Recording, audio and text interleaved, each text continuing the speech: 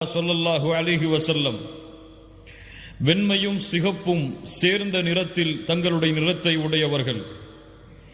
அல்லாஹுடைய தூதர் முஹம்மது ரசூலுல்லாஹ் ஸல்லல்லாஹு அலைஹி வஸல்லம் அவர்களுடைய முகத்தை பார்த்தால் சந்திரனை பார்ப்பதை விட பிரகாசமாக இருக்கும்.